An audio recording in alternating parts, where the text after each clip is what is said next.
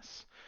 Alright, this is going to be a video over our first, attempt at programming projects, programming assignments. Uh, Basically how we write a simple little program. Where it's saved, how it works, kind of the process of how we do the thing from start to finish. So, first and foremost, at this point, you should hopefully have NetBeans installed on your computer. All you have to do is simply open that up. And you should get to a screen that's not so dissimilar from this. You may not have the projects on the left, like I do, but doesn't matter. You should still have all the menus and everything else that's here. Let me drop this a little bit so we can see everything. Now, first and foremost, what you're going to do is we're just going to make a new project. So I'll walk you through how that works. You go to File, New Project, BIP. Now, there should be several things listed here, and if you've got the right version, there's actually several NetBeans IDEs around. If you saw the wrong one, you might have other things here, but you shouldn't have to touch anything. Basically, it should just have Java and Java application. If you accidentally click on samples or something like that, you'll get some weird things on the side over here that's not really going to do you any good. So make sure you're on Java and Java application. And that's it. You just leave that alone, you hit next. So again, File, New Project, next. Now, this point is where we name our project. And I'm going to tell you how I name it and why I name it that way. You can choose to do it however you want, but I find this helps more than it hurts. It takes an extra few seconds at the beginning, but for the most part, it keeps things kind of nice and tidy for me. So generally speaking, I would always start with the date. Now I'm just going to erase the project name. I always use underscore, which is shift, and you'll see a little dash up there by your 0 probably, and plus. Now you can't have a name that starts with a number. Notice down here it says, package 9. If I put anything else, you don't see that package anymore. So we can't actually start with a number. So I'm going to start with an underscore. And I usually put the date. So the day's current date is, like that. You can't use a backslash, so I'll have to use an underscore.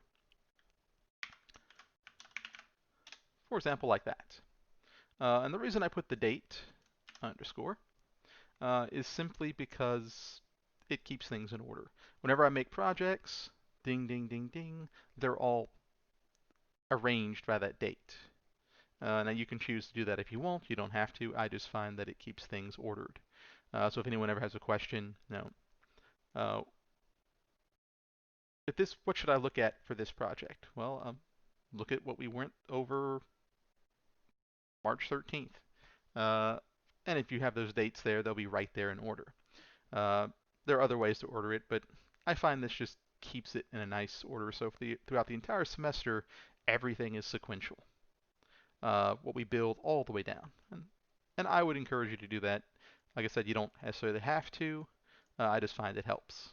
And I'm just going to call this intro prints. And you can name it any iteration of that as you want, but it should look just like this for the most part. If you don't want the date, you don't necessarily have to have the date. Again, I just find that it helps. Now once you have the name dotted down, there is a location. This is going to be saved by default in your Documents NetBeans projects. Now if you're on one of the school computers, more likely than not, those are virtual machines, which means if you leave this as it is, basically the way the virtual machine works is you log in, it gives you a copy of Windows to use. When you log out, it destroys that copy. If you save anything on that copy, well, it's destroyed along with it.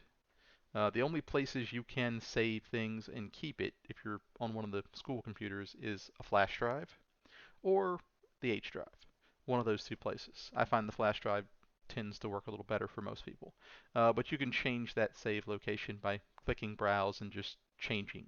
You have a flash drive, click Browse, change to the flash drive. This PC, dot, dot, dot, dot, like so.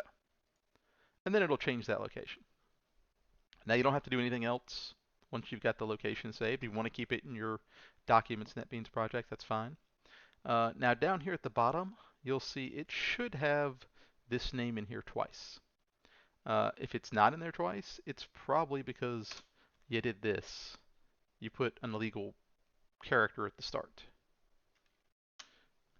So it can lead with an underscore, it can lead with a letter, but not a number. Just go ahead and erase this second part here, all the way up to that period. And it should just be there once. Now, it's not going to hurt you if you leave it in there twice. Most likely, you'll just end up getting this package thing at the top of the screen. And there are certain things you have to do if you get that. I know it's a little tedious, but once you've done this, a dozen times, it becomes almost second nature to just doot, erase, and go. Now, NetBeans itself, depending on your computer, can be a little wonky sometimes. Sometimes when you create a project, it doesn't create it properly. Like the whole thing will just pop up like a blank screen. If that happens, just right-click, delete the project, and do it again. Usually it will work the second time. Or you can just close it and open it back up. Try it one more time. Just like any program, things can get wonky occasionally.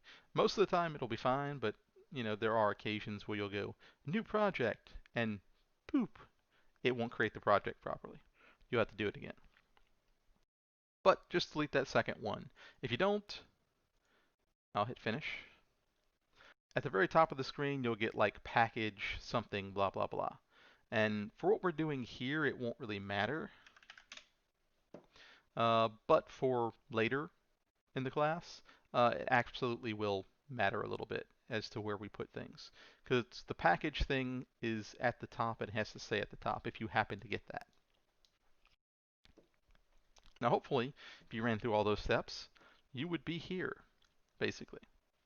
Now, this is the template, basically the start position here for your project. What this means is this is where we start. And notice that there's some gray text, there's some colored text, there's some braces here. Let's just go through what some of this is right now.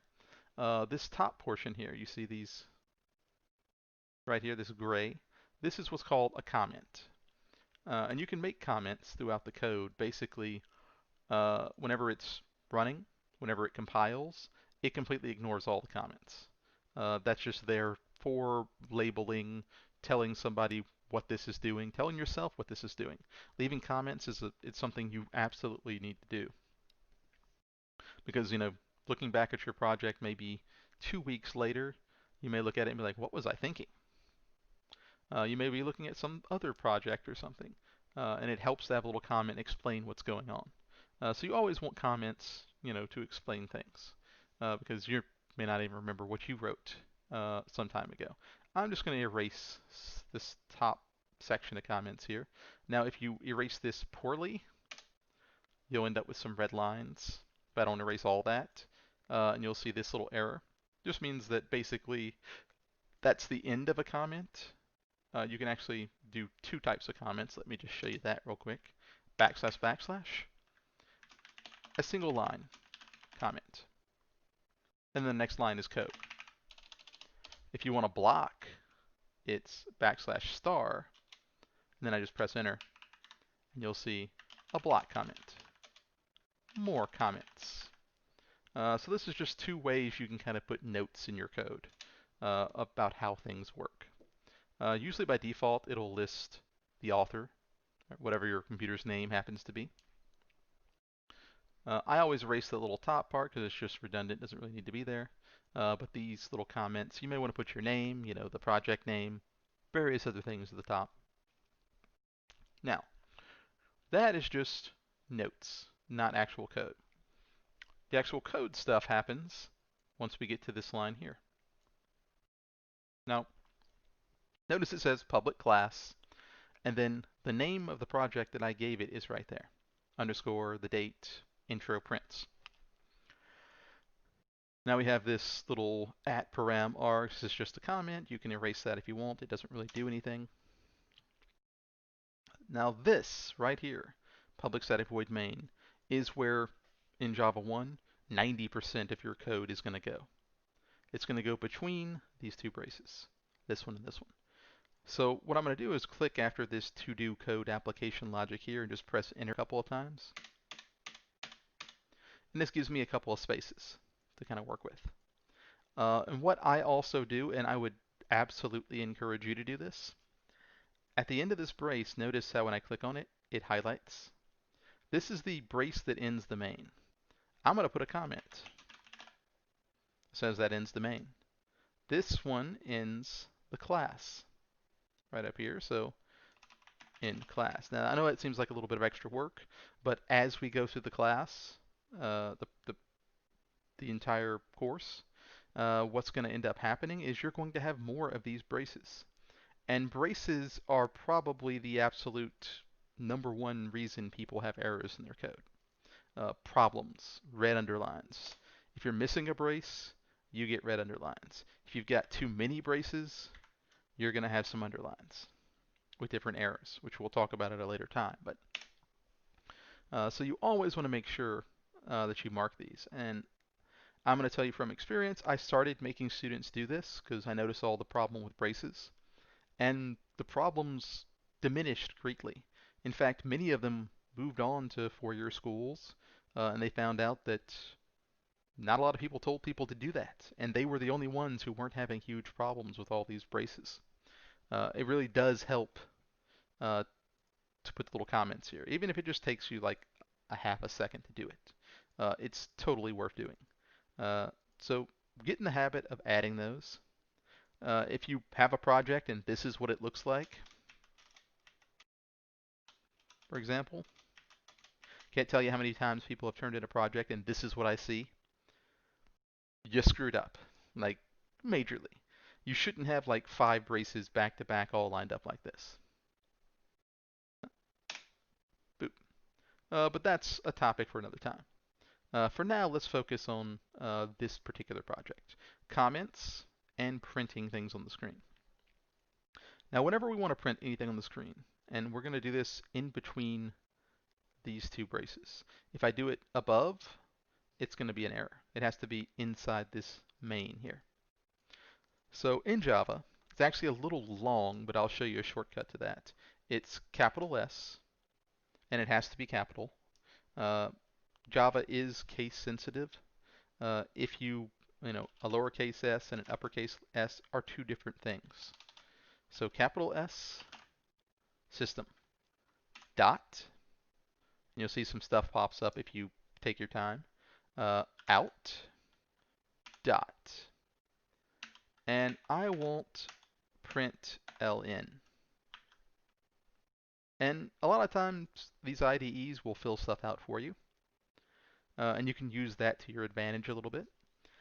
This is a print statement. Whatever I put in here is going to print on my screen when I run it. So now if I just type in, let's say, fuzzy pickles, it's going to give me an error. Because what it's going to want is some sort of text. Text in programming, in Java especially, has quotes around it. This is what's called a string. It means letters, numbers, whatever I want to put. And when I run it, what's going to end up happening is this little output box should appear down the screen, and you'll see whatever is in here gets printed there. Fuzzy pickles. Now it's going to get printed in this order. So if I do another line, for example, and I say, let's see,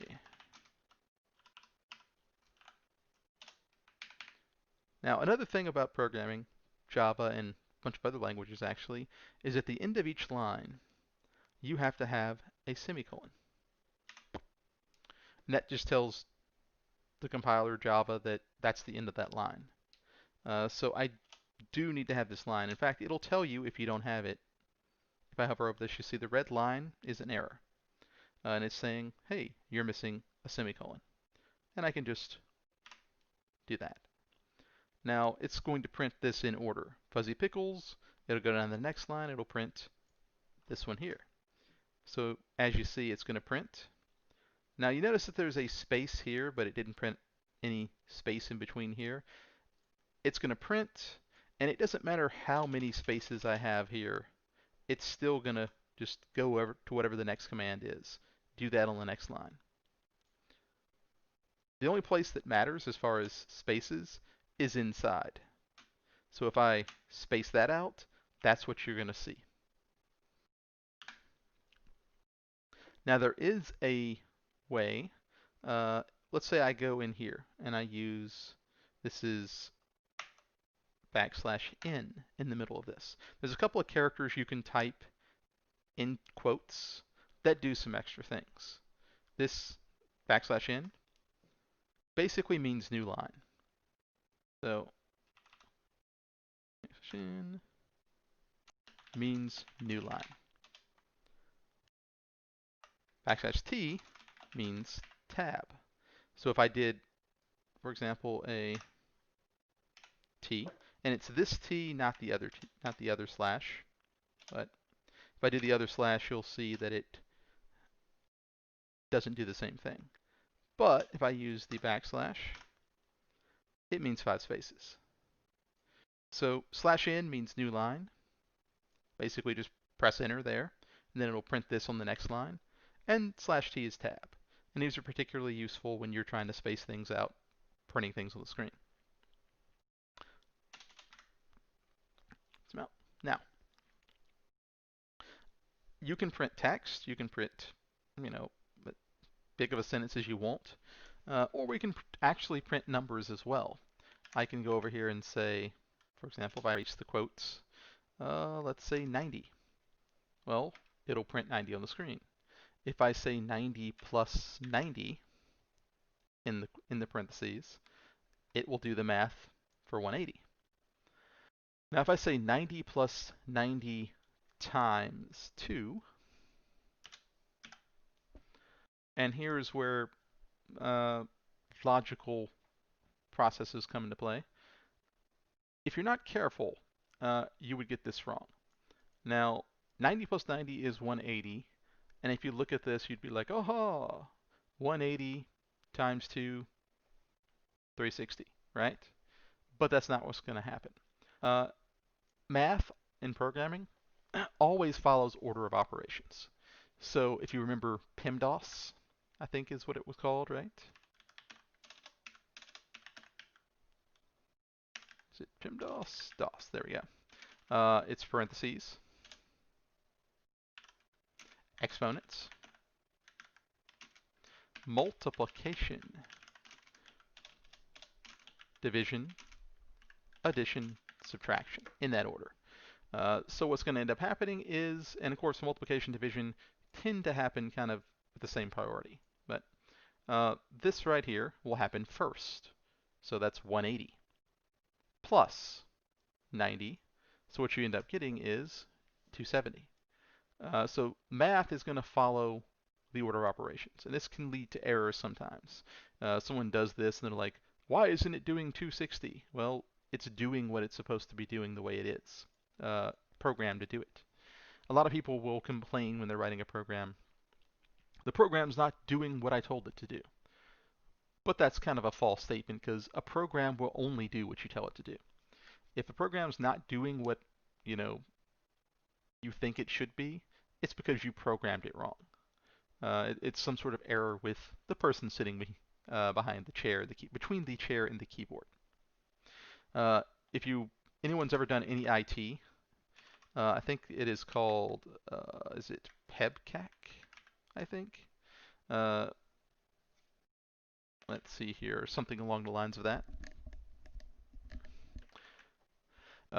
This occurs, and you may see this sometimes in IT. They get called to an office because there's an error, there's some sort of problem.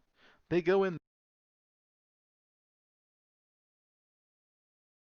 and my mic cuts off. They go into the office and they find out very quickly that there is absolutely nothing wrong with the computer. Uh, what is actually wrong is the problem exists between the keyboard and the chair, or the chair and the keyboard. This can be kind of done either way, but so between the keyboard and the chair, between the chair and the keyboard. So you'd have to ask yourself, what is between the chair and the keyboard? The person. So it's the person screwing things up. And that is very true in programming. It's almost, there are rare occasions where like NetBeans or Java just wigs out, the computer screws up. But like 99% of the time, if a program doesn't function the way it needs to function, it's because the programmer didn't do it right. Whether it's some big giant game that somebody programmed, some Microsoft Word or Office, if there's an error or something breaks, it's because of a programming error. Something along the lines of that. So this is kind of a quick little rundown. I did tell you that I was going to show you a shortcut here. Notice that system.out.println is fairly lengthy to write. It's kind of annoying. If any of you have done C++, it is actually just cout. That's all you got to write to print things. Well, if you wanted to do a shortcut, you can actually type in SOUT. And if you hit tab, what ends up happening in NetBeans is it goes ahead and puts the whole print statement there for you. One of those little nice shortcuts that are nice to know. If you're using Eclipse, I think it's SYSO, if I remember right. It's been a little while since I've used it, but SOUT tab, and it just fills out the whole line. It can save yourself a ton of time. Another, and I'll just write a little comment there, SOUT tab puts this whole line down. Another very useful option is Alt F. I guess I should comment that. Alt F. Lines up braces and formatting. So if I had this thing really wonky, like, you can honestly, as far as programs go, put all this on one line, and Java doesn't care at all, as long as it's not in a comment or something. But that makes it really hard to read. And actually, it's Alt-Shift-F. If I hit Alt-Shift-F, watch what happens. It lines everything up with the braces, basically. Everything inside this brace should be tabbed over 5 spaces. If I make anything else in here that has another brace, then that should be tabbed over 5 spaces. Now if we want to print, system.out.println, that prints whatever we write, and then it presses enter, goes to the next line. Now, the other statement we can use is actually 2 or 3. System.out.print. Pickle. Let's go with a chicken sandwich. Semicolon. Now the difference between print and print line, I honestly use print line more than anything. Chicken sandwich again. Is this. Print line will print fuzzy pickles, and I erased my /n here. It'll print the next line, and it'll print this, and every time it prints, this ln basically says press enter at the end. Notice how I run this, fuzzy pickles over 9,000, 270. I go here. I have chicken sandwich again, all on one line. What that basically does is, print will keep it all in the same line. Basically, the cursor will be here. It'll print chicken sandwich. And then the cursor will stay here. And the next time it prints anything, it'll still be on that same line. And notice that the cursor is here. The build successful's on that same line too. Now if I come up here and I put, let's say, /n at the end of this chicken sandwich again, notice it goes down 1 because it moved the cursor down. So basically this just determines where the cursor is when it's printing things on the screen. Now of course this is all printing on the prompt. This would be like on your DOS prompt. At higher levels we could have this pop up with text boxes, and we'll see a little bit of that later. but it doesn't necessarily just have to be here. But for learning purposes, this is more than enough. You can kind of run everything you want in this project, and you can see it down here as you write it. Anytime you have an error, it lights up, and you can see that, oh, I have an error on this line. Instead of having to run and compile and count lines, everything is kind of contained in this one thing. Now, every time you run it, you can hit the play button, or you can hit F6. And I think I may have neglected to mention that earlier. But this is what runs our project. Now, there's a couple of other parts here that'll debug and run it one line at a time and do some other stuff. You don't really have to worry about that. If by chance you get stuck on one of those, there's usually a stop button you can hit here or sometimes up here, depending on what you hit. Now, when you make your project, let me just show you this real quick. Let's see here. Documents, NetBeans projects. This is where all your projects end up going, in wherever you saved it. I saved mine in NetBeans projects. Now this info prints, notice it's right here. Zoom in. Now I click on that and you'll see there's several folders. There's a build XML. If I go to build, you'll see classes. SRC is where your actual code is. Everything that I'm writing goes into this file, this SRC file, this .java file. When I run it, what I get is this. It compiles it and turns it into this .class file. A lot of people always ask me, well, where's the .exe file so I can run this? Well, that's not the purpose of Java. If it had a .exe file, which you can make one if you want, but it would only be able to run on Windows. Because Mac runs .dmgs, Windows run .exes, Linux runs a completely different one. So you'd only be able to run it on that one system, which is Java's supposed to be able to be run anywhere. So this is actually the program file. Now to run it, you have to tell Java to run it.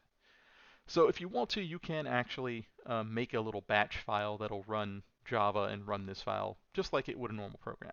And it would look virtually identical for the most part. But in the back end, this is what's actually getting run. This is the actual compiled code. Whereas this is the code you're actually writing. Now you don't have to worry too much about digging through here. When we turn it in, which will come in a video soon, we're going to need to turn in this whole project folder, which we'll talk about later. But I'll talk about how to do that later. For now, just know where it is and some of those little details there. Boop, boop, boop. All right, if you have any questions or anything, be sure to ask. This is just a quick little intro into dealing with NetBeans itself and printing things on the screen.